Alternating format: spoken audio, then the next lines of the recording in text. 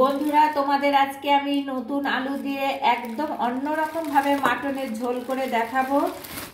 সেটাই তোমরা দেখবে। তার জন্য দেখো বেশ অনেকটা পরিমাণে মাটন নিয়েছি, প্রায় 1.5 কিলো। এই মাটনটা দিয়েই তোমাদের নতুন আলু দিয়ে ঝোল করে দেখাবো। এই মাটনটা আমি ধুয়ে পরিষ্কার করে আনছি। আমি নতুন আলু বেশ বড় বড় করে কেটে নিয়েছি, বড় বড় পিস করে। এই ধরনের এইভাবে আলু কেটে মাটনে দিলে দারুণ লাগে খেতে। ভালো করে ধুয়ে নিয়েছি। এবার আমি টক দই দিয়ে ম্যারিনেট করে রাখবো।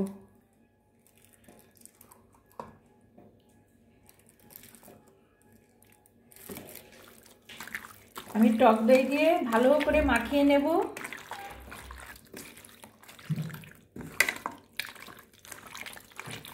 এভাবে মাটন রান্না করছে, অবশ্যই তোমরা করবে, দেখবে দারুণ লাগবে খেতে। এখন নতুন আলু, এই নতুন আলু দিয়ে এই রান্নাটা করলে দারুণ লাগে খেতে। একটা সর্ষের তেল দিয়ে দিচ্ছি, আলুটা ভেজে নেব। এটা বেশ লাল লাল করে ভেজে নেব। সামান্য একটু লবণ দিচ্ছি, একটু হলুদ গুঁড়ো। খুব ভালো করে লাল লাল করে ভেজে নেব। আলুটা বেশ লাল লাল করে ভাজা হয়ে গেছে, আমি তুলে নিচ্ছি।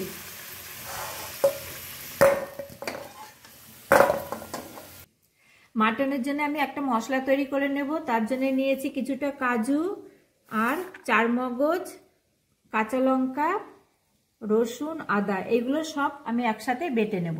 আর একটু তেল দিয়ে দিচ্ছি, তেজপাতা দিয়ে দিলাম 2টো, কিছুটা গোটা গরম মশলা, লবঙ্গ, এলাচ, দারচিনি, একটা শুকনো লঙ্কাও দিয়ে দিচ্ছি ফোড়নে।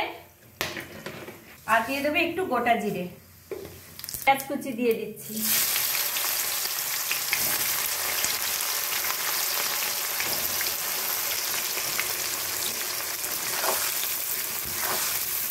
পেঁয়াজটা বেশ লাল লাল করে ভেজে নেব। পেঁয়াজটা আমার লাল লাল করে ভাজা হয়ে গেছে। আমি মশলার পেস্টটা দিয়ে দিচ্ছি। আদা, রসুন, কাঁচা লঙ্কা, কাজু, 4 মগজ, এই পেস্টটা আমি দিয়ে দিলাম।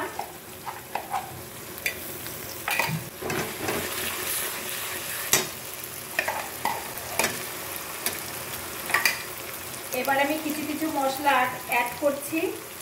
দেব হচ্ছে জিরের গুঁড়ো 1 চামচ, ধনের গুঁড়ো 1 চামচ,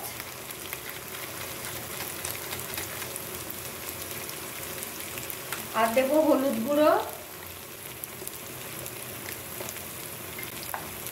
লবণ,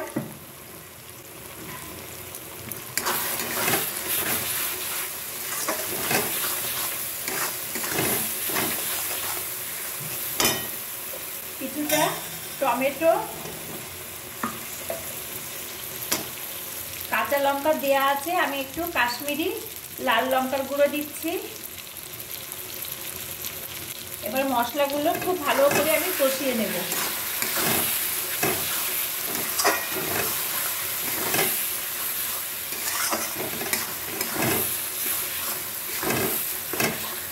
এইভাবে তোমরা মাটন রান্না করবে, যা যা মশলা দিলাম, দেখবে মাটনের স্বাদ অপূর্ব লাগবে খেতে।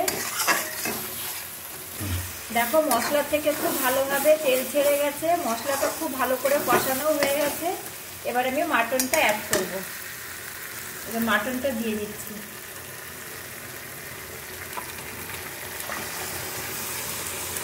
ভালো করে কষাবো মশলার সাথে। কালারটা কত সুন্দর এসছে দেখো এখনই।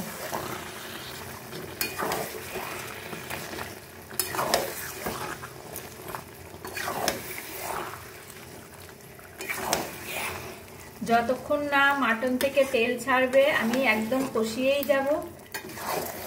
কষানোর ওপরই স্বাদটা নির্ভর করে।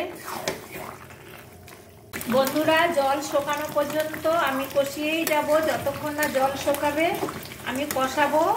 কষাতে কষাতে দেখবে তেল ছেড়ে আসবে।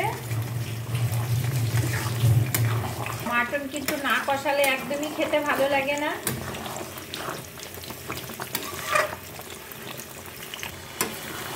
দেখো বন্ধুরা, মাটনটা প্রায় শেষের মুখে কষানো, অনেকটাই তেল ছেড়ে গেছে আর কতটা লোভনীয় দেখতে হয়েছে।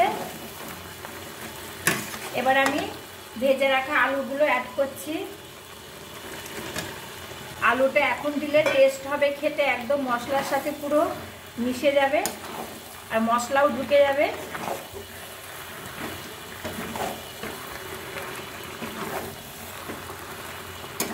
আমি কিন্তু এবার গরম জল অ্যাড করব। আর প্রেসারে আমি বেশি সিটি দেবো না, অনেকটাই নরম হয়ে গেছে কষাতে কষাতে। মাত্র 3টে সিটি দিয়ে প্রেসারে দেবো এখন মাংসটা, মাত্র 3টে সিটি দেবো।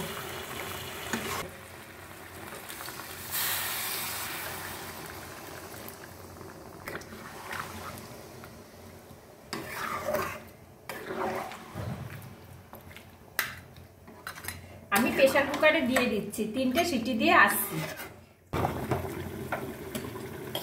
দেখো বন্ধুরা, আমি প্রেসারে 3টে সিটি দিয়ে নিয়েছি। আমার মাটনটা পুরোপুরি রেডি হয়ে গেছে।